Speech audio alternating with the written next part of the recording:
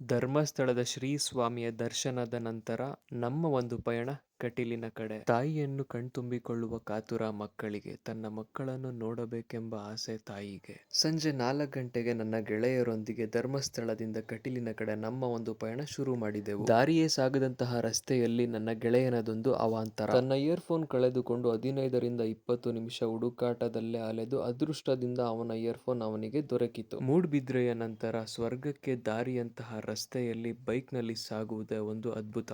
ಸರಿಸುಮಾರು ಸಂಜೆ 6:40ಕ್ಕೆ ಕಟೀಲನ್ನು ತಲುಪಿ ತಾಯಿಯ ದರ್ಶನಕ್ಕೆಂದು ಹೊರಟೆವು. ನಂದಿನಿ ನದಿಯ ಮಧ್ಯೆ ಇರುವಂತಹ ದ್ವೀಪ ದೇವಸ್ಥಾನ ಇದಾಗಿದ್ದು, ನಂದಿನಿ ನದಿ ದುರ್ಗಾ ಪರಮೇಶ್ವರಿ ದೇವಿಯ ತಾಯಿ ಎಂದು ಕರೆಯುತ್ತಾರೆ. ಕರ್ನಾಟಕದಲ್ಲೇ ಪ್ರಸಿದ್ಧವಾದಂತಹ ದುರ್ಗಾ ಪರಮೇಶ್ವರಿ ದೇವಿಯ ದೇವಸ್ಥಾನ ಕಟೀಲು. ಇಡೀ ತುಳುನಾಡಿಗೆ ತಾಯಿ ಈ ದುರ್ಗಾ ಪರಮೇಶ್ವರಿ ದೇವಿ. ಕರ್ನಾಟಕದಲ್ಲಿ ಅತ್ಯಂತ ಪ್ರಸಿದ್ಧವಾದಂತಹ ದುರ್ಗಾ ಪರಮೇಶ್ವರಿಯ ಸನ್ನಿಧಾನವುಳ್ಳಂತಹ ಕ್ಷೇತ್ರ ಕಟೀಲು. ನಂದಿನಿ ನದಿಯ ಮಧ್ಯದಲ್ಲಿರತಕ್ಕಂತಹ ದ್ವೀಪ ದೇವಸ್ಥಾನ, ಜಲದುರ್ಗಿ ಅಂತಲೂ ಇದನ್ನು ಕರೀತಾರೆ, ಅತ್ಯಂತ ಪ್ರಸಿದ್ಧವಾದದ್ದು.